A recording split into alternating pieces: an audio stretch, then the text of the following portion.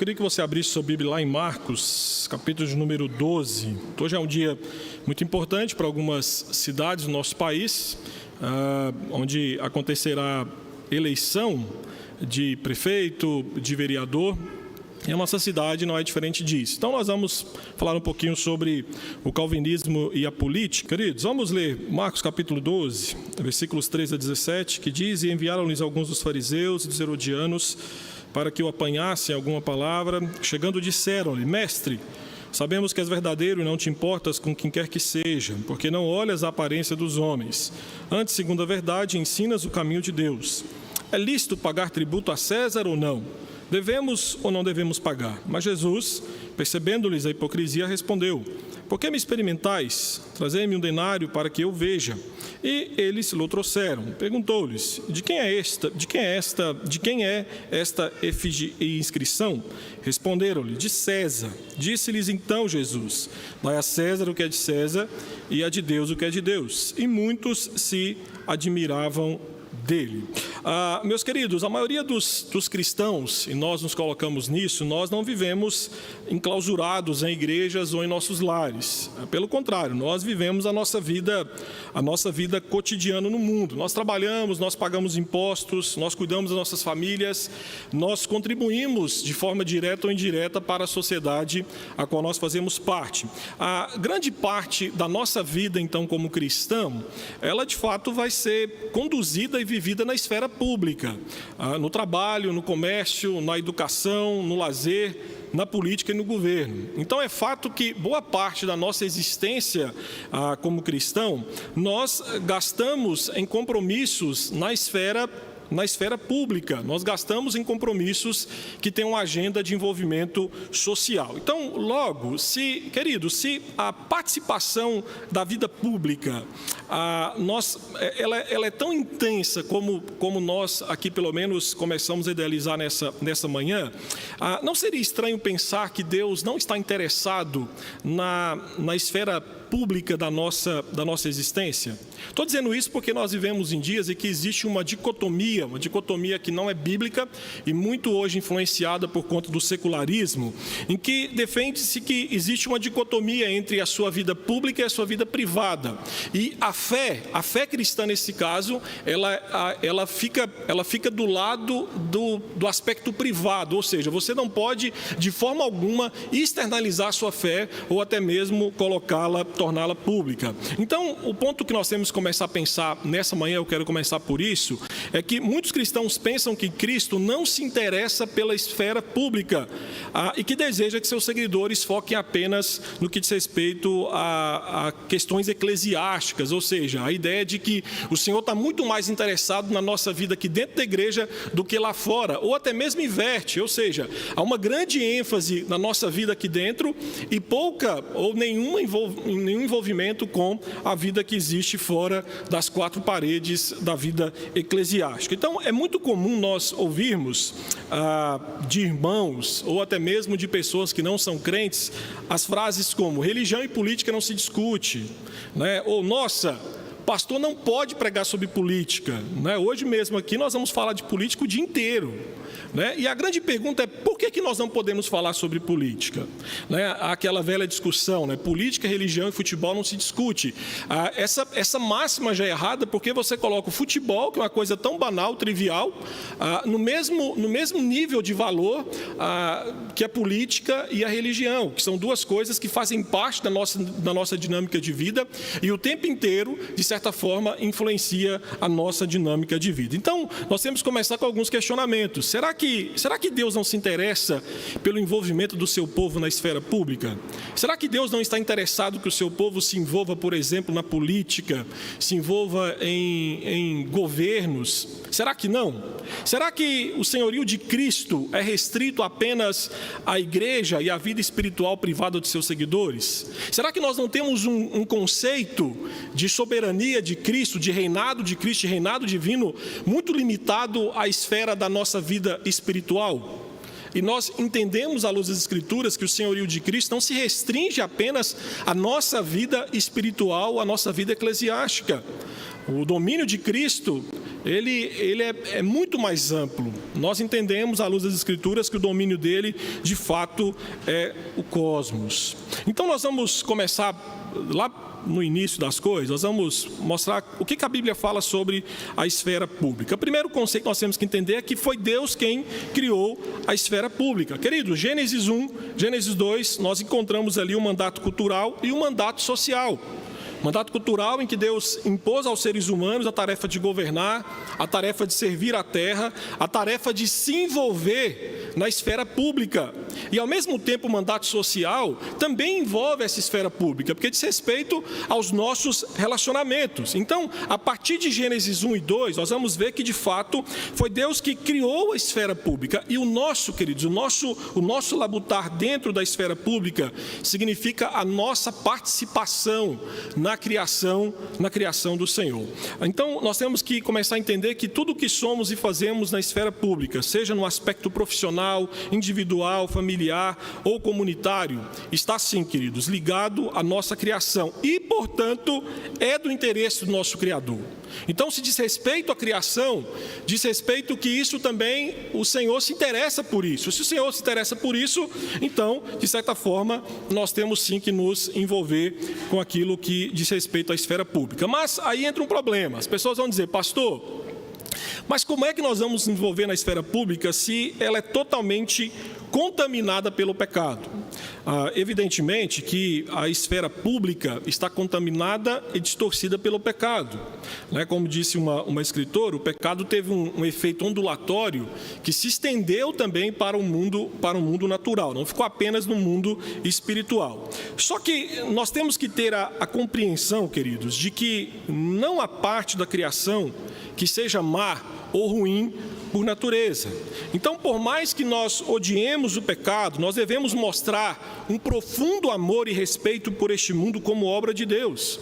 E mesmo que nós enxerguemos a ruína, que o pecado cometeu, vamos dizer assim, o pecado acometeu esse mundo, a obra da criação do Senhor, nós ainda podemos enxergar a bondade original de Deus em sua criação. Então, eu quero aqui citar a Nancy Pierce, que ela diz que a linha entre o bem e o mal não é traçada entre uma parte e outra da criação, porém passa pelo coração humano, em nossa disposição de usar a criação para o bem ou para o mal. Então, o que a Nancy Pierce está dizendo é o seguinte, olha, as esferas que Deus criou, a esfera pública que Deus criou, ela não é ruim, ela é boa. O problema é que, como disse um presbítero amigo nosso aí, tem o bicho-homem lá, o Bios. É ele que atrapalha tudo. Porque ele tem um coração corrompido e é ele que se utiliza dessa estrutura criacional dada pelo Senhor. Então, queridos, nós temos que começar a entender. Há um escritor, o Robert Walters, em seu livro Criação Restaurada, que ele fala muito sobre isso, sobre a ideia de existir uma estrutura criacional dada por Deus. Aí nós temos aí a família, a igreja, o Estado, a arte, escola, trabalho. Ele está dizendo, olha, dentro dessa estrutura criacional de Deus estabeleceu leis específicas para que pudéssemos viver dentro delas. Nós falaremos um pouquinho mais sobre isso daqui a pouco. Então, existe a direção, ou seja, como que nós usamos essa estrutura que Deus nos deu. Ou nós vamos usar para a glória do Senhor, ou nós vamos usar, de fato, para a apostasia. Então, queridos, só para você ter um exemplo de como é que funciona essa ideia de estrutura e direção, por exemplo, o Estado é ordenado por Deus para estabelecer justiça. Só que na direção que o Estado toma, ele pode muito bem ser deturpado para fins tirânicos. Totalitarismo, por exemplo. Outro exemplo, a arte. A arte é um presente bom de Deus.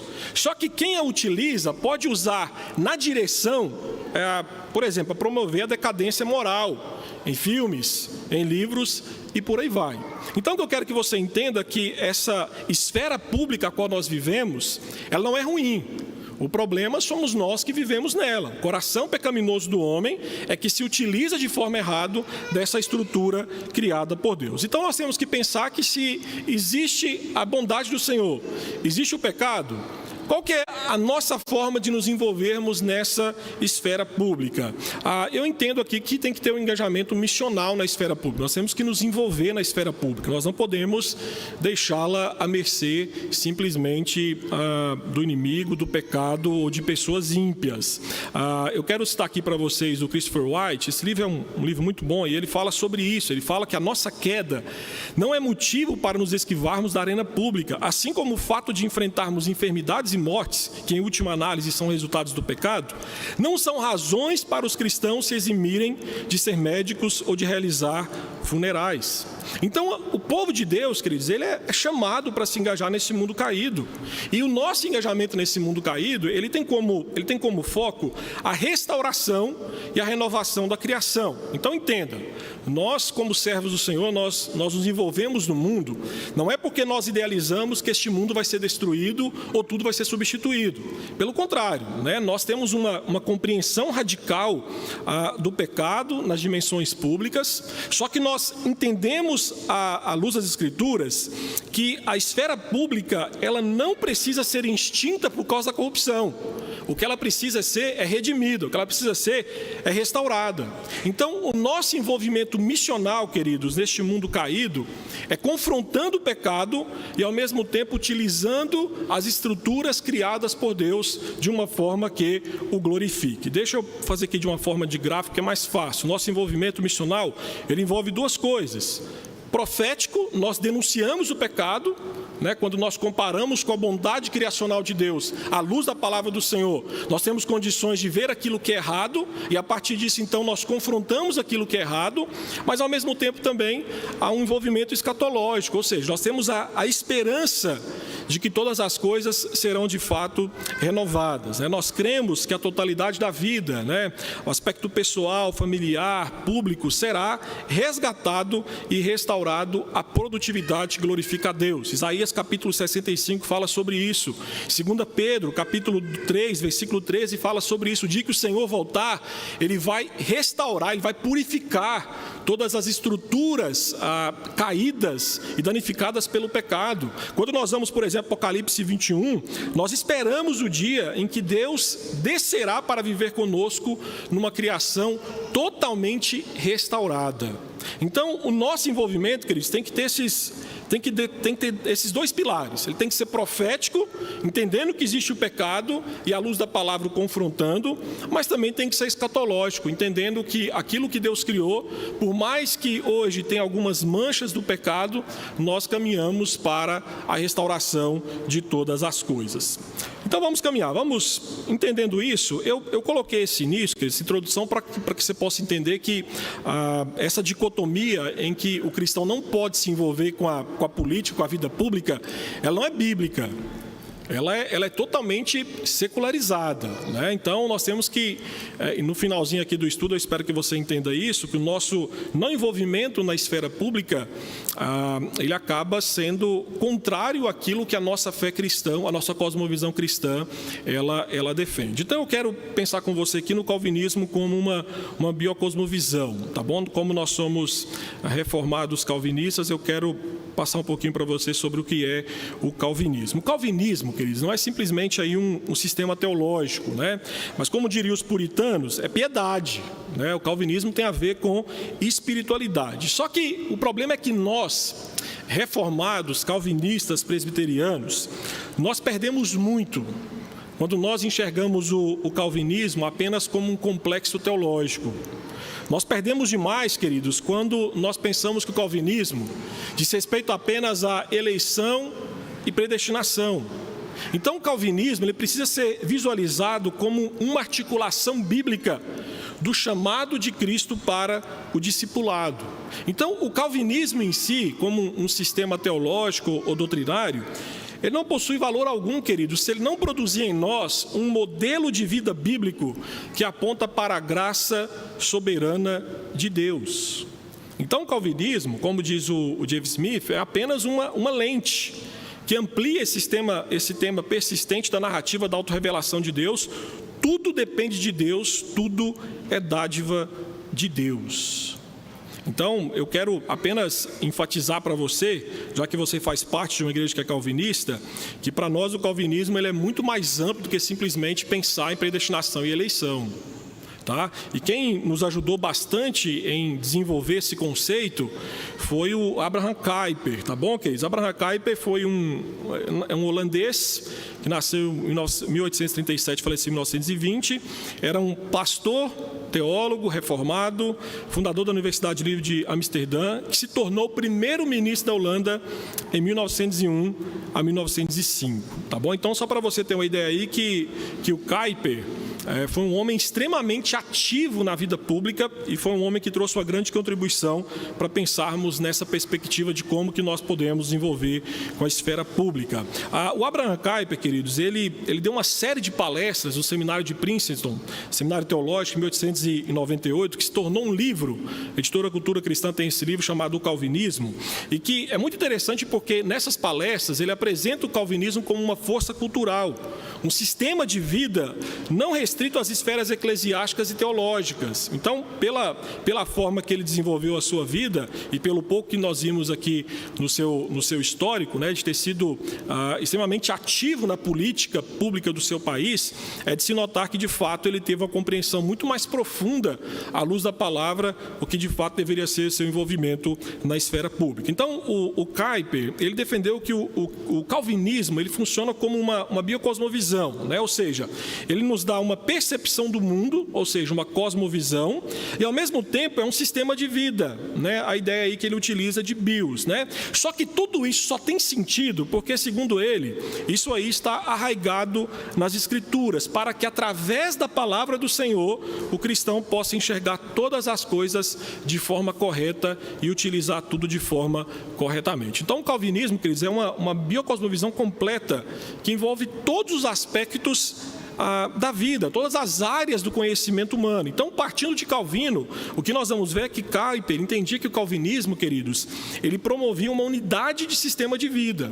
Então, não é simplesmente você pensar que o calvinismo diz respeito a uma explicação bíblica sobre predestinação e eleição. Não, diz respeito a todas as facetas da nossa vida.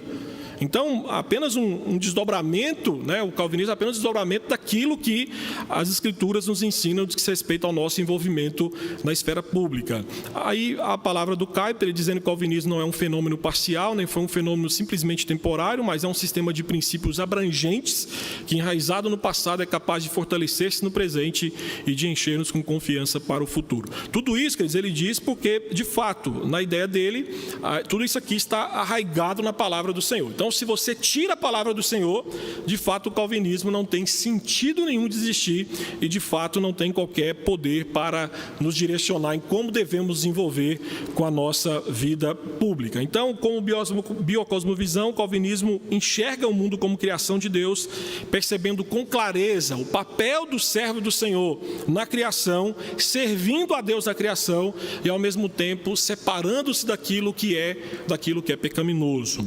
Então, vamos caminhar, entendendo que o calvinismo nos ajuda a pensar sobre isso.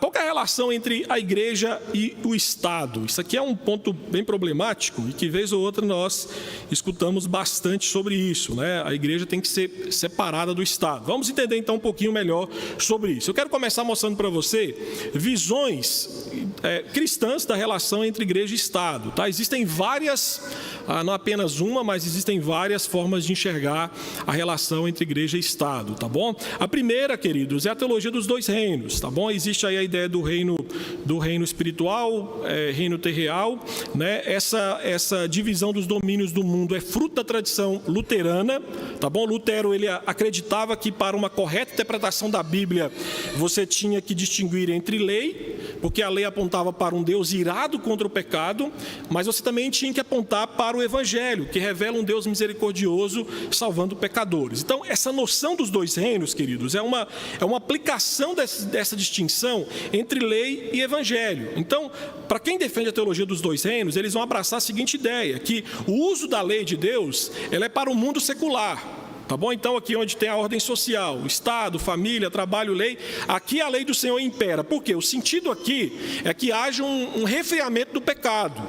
Só que, em contrapartida, na perspectiva dessa teologia, o uso do evangelho, ele é específico para a igreja. O uso do evangelho é específico para o uso, né, dos salvos em Jesus Cristo, tá bom? Então, você percebe aí que há uma dicotomia entre esses dois reinos, né?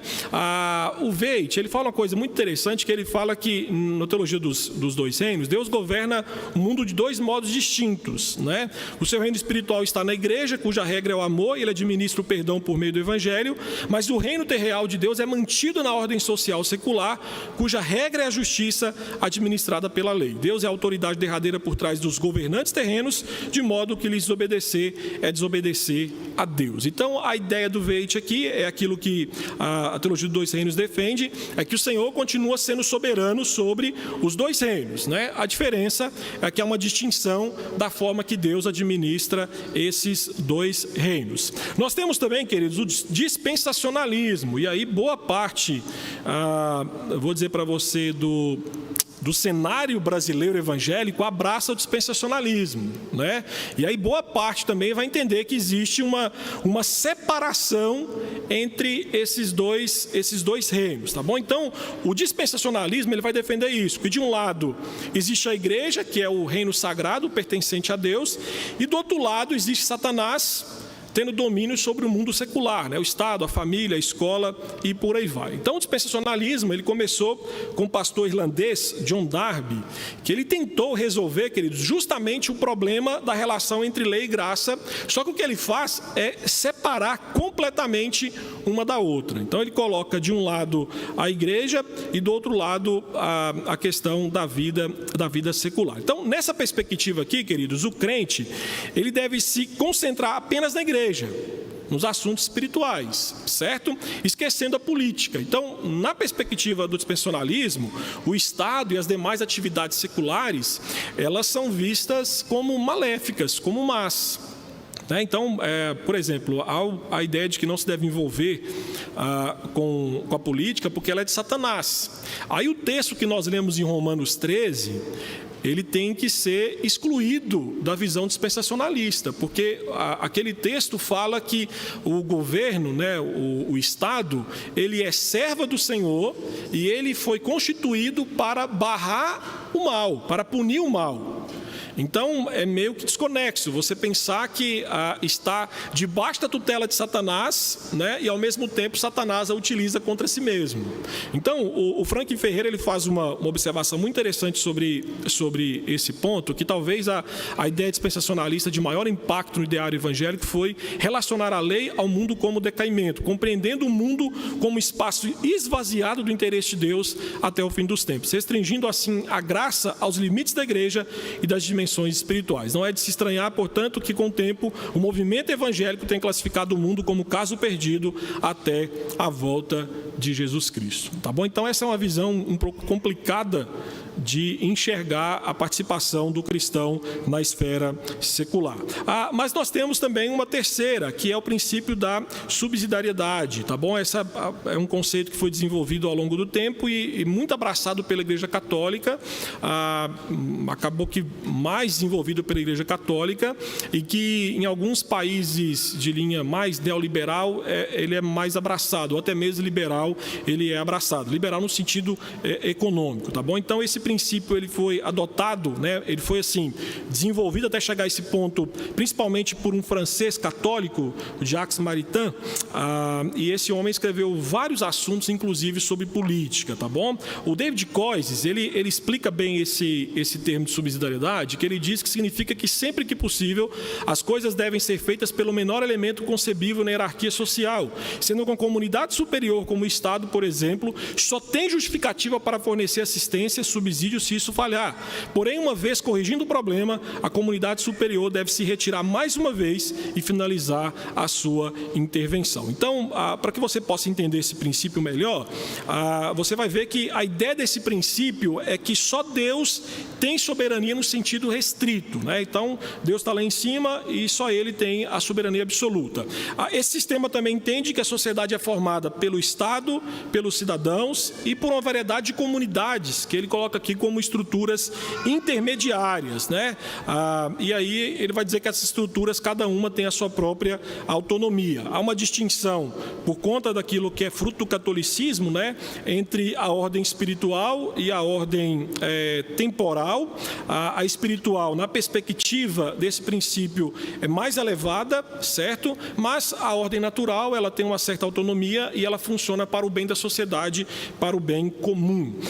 Nessa hierarquia, você percebe que abaixo de Deus existe a igreja, tá bom? Então, assim, a igreja vem abaixo de Deus porque nessa ideia desse princípio, a igreja é o agente sobrenatural de Deus, o agente especial de Deus para derramar a sua graça sobre os fiéis. Por isso que há uma distinção dela do Estado. Logo depois nós vamos ver o Estado, que na perspectiva católica é um Estado, o Estado ele é fruto vamos dizer assim, desenvolvimento do homem, então não tem qualquer relação com a pessoa de Deus, tem relação simplesmente com o mundo natural, e abaixo dele nós vamos ver as estruturas intermediárias, tá bom? Qual que é a grande ideia desse princípio aqui, e que não é uma ideia até não tanto ruim assim? A ideia desse subsidiariedade é que o Estado ele tem que fazer vamos dizer assim, como se fosse regular e fiscalizar.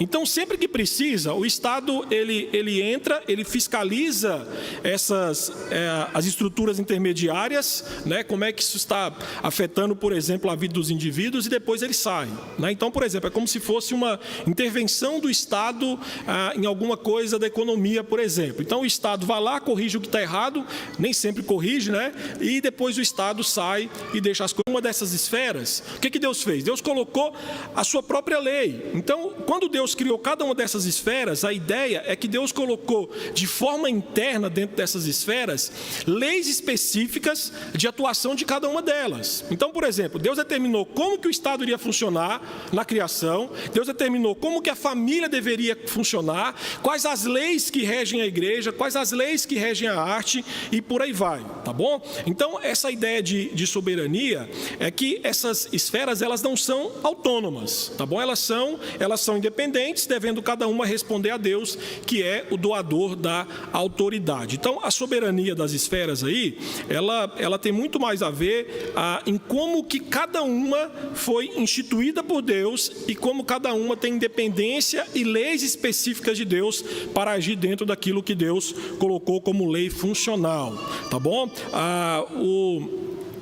Deixa eu pegar aqui uma frase do Doiver. O Doiver fala uma coisa muito interessante sobre isso, que ele fala que as relações sociais cujas estruturas são irredutíveis, tais como família, Estado e igreja, sempre possuem uma esfera original de competência, em princípio limitada uma em relação à outra. As fronteiras da soberania das esferas, portanto, nunca podem ser estabelecidas unilateralmente por uma das partes, em uma certa relação social, tal como o Estado ou a igreja. Essas fronteiras são estabelecidas na ordem cósmica divina e não dependem da arbitrariedade humana. Então, a ideia do Doiver é que Deus ele estabeleceu princípios claros como cada uma dessas esferas devem agir, e não depende do homem tentar mudar ou tentar inverter. O que nós vemos constantemente é justamente isso, né? Uma ingerência, às vezes, da esfera do Estado na esfera da igreja. O Estado, que não é competência dele, por exemplo, legislar moral, querendo legislar sobre moralidade. Então, é entender que essas fronteiras são estabelecidas por Deus e que não depende de nós, homens, como que nós queremos utilizá-las. Deus, em sua ordem criacional, já deixou específico como elas devem ser usadas e como aquilo de fato glorifica ao Senhor. Então, a soberania de cada uma delas quer dizer que elas não devem usurpar ou interferir na autoridade de outra esfera. Cada uma dessas esferas, autoridades em si, é responsável por suas ações perante Deus. Então, a soberania em uma esfera, querido, é o direito de se desenvolver naquela esfera de um modo particular. Então, nesse conceito, quando uma esfera ela é absolutizada, né? Ou seja, vamos pensar assim, quando a igreja ela pensa que ela pode tomar o topo, e aconteceu isso, por exemplo, na época medieval, em que a igreja era igreja-estado, né? Houve uma absolutização, não apenas de uma, mas de duas esferas. Nós vamos ver que que tanto a individualidade dessa esfera, quanto a individualidade das outras esferas acaba sendo prejudicada. Então, nenhuma esfera, queridos, deve reivindicar o topo da hierarquia que pertence apenas à pessoa de Deus,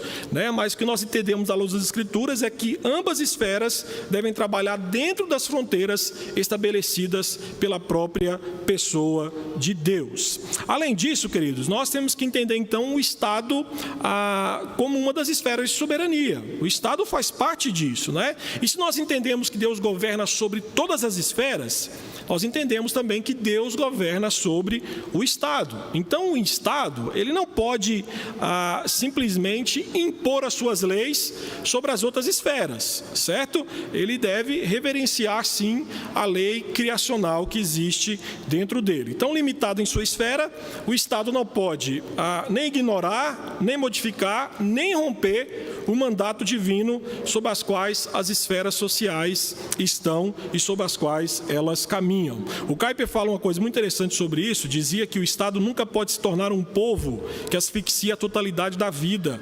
Ele deve ocupar o seu próprio lugar em sua própria raiz, entre todas as outras árvores da floresta, e assim deve honrar e manter cada forma de vida que cresce independentemente em sua própria autonomia. Então, a esfera do governo civil não pode ser hierarquizada no restante da sociedade. As outras esferas, queridos, não são partes de um todo, né, que é regido de cima para baixo pelo Estado. Então, nós temos, às vezes, uma ideia de que o Estado governa sobre todas as coisas.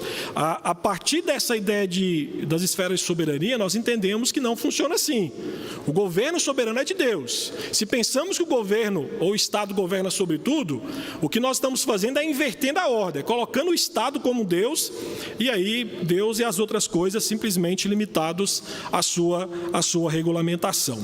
Mas a grande pergunta é a seguinte: quem é que regula essas esferas? Porque pode ser que uma esfera ultrapasse a sua fronteira, né? O Kuyper defendia, queridos, que o Estado ele tem o poder de polícia dado por Deus, certo? Então, na ideia do Kuyper, o Estado ele tinha que manter especial vigilância e atenta supervisão para que as esferas não transgredissem uma a esfera da outra, certo? Então, ele dizia que o Estado ele pode interferir nas esferas por um tríplice direito e dever. Quando as esferas diferentes entram em conflito, para forçar respeito mútuo entre as linhas divisórias de cada uma, defender pessoas individuais e fracas daquelas esferas contra o abuso de poder das demais e constranger todas a exercer as obrigações pessoais e financeiras para a manutenção da unidade natural do Estado. Então, na ideia dele, quando uma esfera ultrapassa o limite que deveria ser, que não deveria ultrapassar, ele diz que o Estado, então, deve apoiar, reconhecer e promover a integridade das demais esferas, né? Então, o Estado tem o dever de compelir uma consideração mútua pelos limites de cada um, dando a cada esfera aquilo que lhe é devido, ou seja, deixando cada esfera trabalhar ou desenvolver-se dentro daquilo que o próprio Deus criou. E aí, queridos, nós temos que pensar então quais os desdobramentos disso para o calvinista enxergar o Estado. Primeiro, que o Estado não é uma esfera autônoma. Meus queridos, o calvinista, a partir das Escrituras, entende que a sociedade não é centrada no indivíduo, que a sociedade não é centrada nas instituições, mas na soberania de Cristo e de Deus sobre todas as esferas da criação. O David Koizes, ele fala uma coisa muito importante sobre isso, que as implicações mais importantes dessa doutrina das esferas de soberania são: a soberania derradeira pertence somente a Deus. Nós lemos lá em Romanos 13 que fala sobre isso, né, que Deus é a autoridade suprema, e aí entra o segundo ponto: toda a soberania terrena é subsidiária da soberania de Deus, ou seja, as autoridades que existem na terra só existem porque foram dotadas por Deus com essa autoridade. Então, a autoridade suprema, que é Deus, ele subsidia essa autoridade a outros homens, para que esses homens possam, de certa forma, dentro daquilo que é vontade do Senhor, dirigir a humanidade. Não há nenhum foco último ou penúltimo de soberania deste mundo, do qual todas as demais soberanias sejam derivadas. Ou seja, qualquer autoridade existente neste mundo, ela parte da pessoa de Deus. Então, o calvinismo e a Bíblia rejeitam o conceito de soberania absoluta do Estado, bem como também não aceita a soberania, o conceito de soberania absoluta do povo. Então, para nós, para a fé cristã, o poder reside na pessoa de Deus em Cristo, que é Senhor de todo poder e autoridade, como diz Apocalipse 19, 16, Apocalipse 1:5, Efésios 1, versículos 21 e 22. Então, nesse sentido, queridos, existe uma estreita relação entre todas as esferas, pois todas são submissas a Deus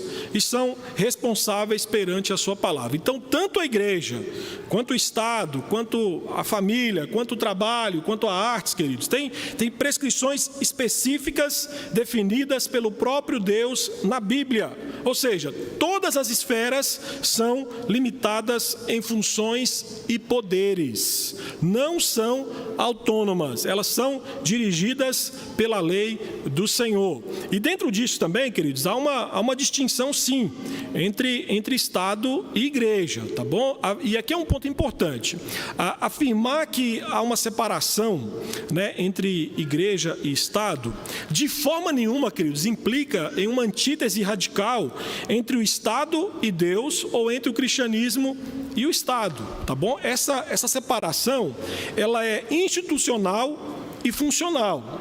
Então, a função dada por Deus, por exemplo, à igreja, é de cumprir a grande comissão, Mateus 28, 19, né? A tarefa do Estado, em contrapartida, é administrar a justiça, punir os transgressores, como nós lemos lá em Romanos, capítulo de número 13.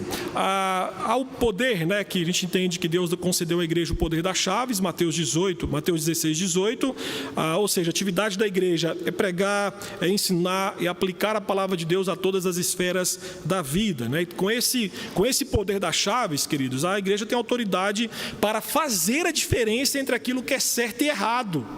Então, na perspectiva das esferas, quem de fato fala sobre moralidade é a igreja.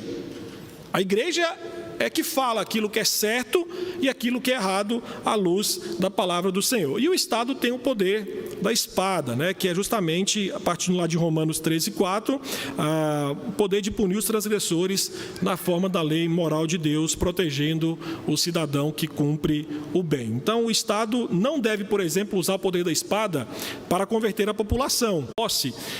Teve uma oração, né? Eu não sei quem foi que fez essa oração, mas eu acho que teve uma oração que na época deu uma repercussão muito grande, né? Por quê? Porque muitos defendem que as crenças religiosas jamais devem desempenhar qualquer papel no processo de tomada de decisão política, tá bom? Então, quem defende isso vai dizer que o lugar da crença religiosa é em casa, ou seja, é na esfera privada, né? E os grupos religiosos não devem exercer qualquer influência sobre qualquer processo político. Mas essa visão, queridos, ela é errada, porque a liberdade religiosa, né, ou a laicidade do Estado, garantida por Constituição, não é ausência de religião. Não é ausência de religião. Queridos, o Estado, ele não pode criar uma lei, e essa liberdade de religião fala justamente sobre isso, não pode criar uma lei para estabelecer uma religião estatal ou proibir o livre exercício das religiões. Então, por exemplo, o que feriria a laicidade do Estado? Se o Estado falasse, olha, ou a liberdade religiosa, se o Estado falasse, a partir de agora, a religião predominante é o hinduísmo, e nenhuma outra forma mais é tolerada, aí sim estaria ferindo a liberdade religiosa. Então, nós temos que, de fato, queridos, enxergar que uma opinião religiosa pública, ela, de forma alguma, é imposição de crença. De forma nenhuma, queridos. Ainda mais para nós cristãos, porque para nós a fé cristã, ela não é imposta, a fé cristã é dom de Deus. Então eu posso falar sobre Cristo para quem eu quiser. Que eu não estou impondo a minha fé, porque aquela pessoa só vai de fato crer em Cristo se Cristo tocar no seu coração, converter o seu coração a Ele. Então nós temos que entender, queridos, que falar a sua opinião em público de caráter religioso, de forma alguma você está impondo a sua fé. Você está falando. A outra pessoa pode dizer, não concordo, ela tem liberdade de expressão para isso, cada um toma o seu caminho e vai para casa. né? Então, a igreja, queridos, ela não é de forma nenhuma inimiga do Estado, porque ambos são servos de Deus, né? E além disso, a igreja ela serve como uma bússola moral do Estado, né? A igreja é ela que vai dizendo constantemente, olha, e aqui é um ponto interessante, porque olha só, se a igreja serve como bússola moral do Estado, quando nós vemos o Estado fazer alguma coisa errada, à luz da palavra do Senhor, se nós não podemos nos envolver na questão pública, nós temos que ficar calados. Então se fizermos isso, nós estaremos contrariando aquelas esferas de soberania, aquilo que Deus colocou como lei inata daquela esfera. Então, o papel da igreja, queridos, no que diz respeito à sua relação com o Estado, é ser bússola moral do Estado. É falar quando o Estado age de forma contrária à palavra do Senhor.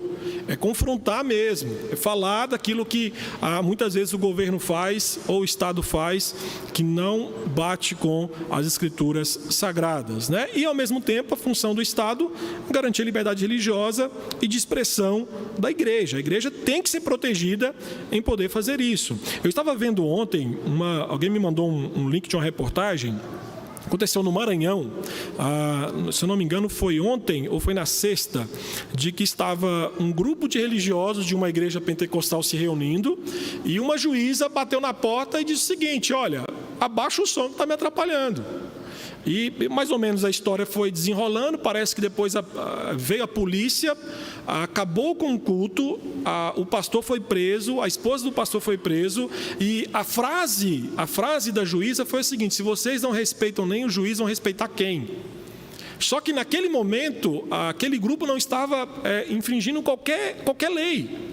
Eles estavam cumprindo tudo aquilo que era dito pela lei, e nesse aspecto que nós vamos ver é justamente uma inversão. O Estado, de certa forma, não dando à igreja, não garantindo à igreja a liberdade de expressão e, ao mesmo tempo, a liberdade religiosa. Eu quero partir, então, para o final, queridos. Eu quero pensar com você em duas implicações rápidas que falamos hoje, e aí nós terminamos o nosso momento juntos nessa manhã. A primeira é que nós precisamos, sim, ter uma fé pública. Nós precisamos, sim, queridos. O secularismo, né, essa vertente que orienta a vida em oposição a Deus, ela tem influenciado a sociedade. Os secularistas, eles bradam, olha, tem que haver separação entre Estado e igreja, né? Os religiosos devem exercer a sua fé de forma privada. E eu vou dizer para você, eu fico triste quando eu escuto cristãos falando sobre isso. Sabe por quê, queridos? Porque a fé cristã defende que existe sim distinção entre as esferas da igreja e do Estado, mas isso não quer dizer que você, cristão, quando você não está na igreja, quando você está lá fora, que você é neutro moralmente ou espiritualmente. Ou você só é cristão quando está aqui dentro? Ou quer dizer que as escrituras dirigem a sua vida somente quando você está na igreja? As escrituras não dirigem a sua vida, por exemplo, quando você trabalha, quando você negocia, quando você estuda, quando você desenvolve a sua profissão, quando você trata no seu ambiente familiar? Lógico que sim. Então, defender a separação, queridos, entre Estado e igreja, como separando a religião do restante da vida, ou seja, a religião é fora o íntimo, queridos, isso é sucumbir à secularização. Para o cristão, queridos, a secularização, ela é problemática. Por quê? Nós entendemos que toda a vida do cristão é permeada pela nossa fé em Cristo, ao que nós chamamos de cosmovisão cristã. Então, é Cristo e a partir de Cristo que nós nos relacionamos com o mundo. Então, quando nós falamos o seguinte, olha, a religião, ela é fora o íntimo, só posso exercer dentro de casa ou da igreja, nós estamos entrando em conflito veemente contra aquilo que a palavra do Senhor nos explica sobre ser discípulo de Cristo. E para você ter uma ideia, como que nós cristãos não percebemos isso? Tem um filósofo, Jürgen Habermas, ele não é cristão, e ele fala uma coisa muito interessante, que ele disse que a fé cristã, que é uma visão de mundo toda abrangente e não tirânica, ele ainda usa essa expressão, que a fé cristã ela nunca foi tirânica, nunca foi de impor ninguém, nada. Ele vai dizer o seguinte, que os crentes hoje desistiram dessa abrangência da fé por conta da secularização, que colocou a religião, queridos, num cantinho escuro da nossa existência. E aí entende-se porque muitos de nós não queremos nos envolver com a vida pública, porque nós estamos cedendo a essa secularização. Meus irmãos, o James Sire dizia que ou vivemos a nossa cosmovisão ou ela não é a nossa cosmovisão. Nós precisamos fazer da nossa fé em Cristo as lentes para a nossa ação como cristão nas esferas ou na esfera pública. Então entenda que a fé cristã, ela nos ajuda e nos orienta a como devemos de fato nos mover na esfera pública. E por último, nós precisamos também ter uma fé profética. Não é simplesmente dizer que você tem uma fé, né? Eu tenho uma fé, mas e aí? Né? Todo mundo tem, né? A fé em alguma coisa alguém tem, né? A Bíblia fala que até o diabo crê em Deus e teme. Então, ter fé por fé não adianta nada. Então, além da fé ser pública, ela tem que ser profética. A fé cristã é uma fé profética que visa corrigir o mundo. A fé cristã, queridos, ela deve ser atuante em todas as esferas da nossa vida, na educação, comércio, na política, no entretenimento. E por que isso? Porque nós desejamos a transformação. Então, eu quero pegar aqui dois conceitos de um teólogo croata, o Miroslav Volf. Não concordo com muita coisa que ele diz, mas nesse aspecto aqui dá para fazer uma aplicação bem interessante. Ele fala que a transformação ou a ação profética da igreja, ela passa por dois pontos. A ascensão, ou seja, é quando nós nos encontramos com Deus através da palavra do Senhor, só que ao mesmo tempo existe o retorno. O que é o retorno? Na ideia dele, é quando nós temos um intercâmbio com o mundo a partir dos elementos da ascensão, ou seja, nós vamos até a palavra do Senhor, a palavra do Senhor nos orienta, então nós voltamos para o mundo, nos relacionando com o mundo a partir da orientação que recebemos da palavra do Senhor. E o Miroslav Volf vai dizer uma coisa mais interessante ainda, que sem a ascensão receptiva não há mensagem transformadora vinda de Deus, sem o retorno criativo não há nenhum engajamento na transformação do mundo, exclua-se uma ou outra situação e já não temos uma religião profética. Juntos, a ascensão e o retorno formam um coração palpitante da religião profética. Então, queridos, o papel do cristão não é dicotomizar a sua vida, né, público e privado, mas ascender a Deus através da revelação do Senhor escrito, que é a sua palavra, e ao mesmo tempo retornar às esferas públicas da nossa vida, sendo orientados pelos elementos revelacionais escritos por Deus em sua palavra. E eu quero terminar aqui com a citação do Sproul, que descansa já no Senhor, que em um artigo, A Voz da Igreja, ele diz que pode ter sido politicamente incorreto o fato de Natã confrontar Davi sobre o seu adultério com Batseba e o assassinato de Urias. Pode ter sido politicamente incorreto o fato de Elias enfrentar Acabe por seu confisco pecaminoso da vinha de Nabote. Nesses e em outros exemplos da Bíblia, vemos que os representantes da igreja não tentavam tornar-se o Estado, mas ofereciam uma crítica profética ao Estado, apesar das possíveis consequências. A igreja não é o Estado, mas é a consciência do Estado. E essa é uma consciência que não pode se dar ao luxo de tornar-se cauterizada e silenciosa. Oremos, queridos.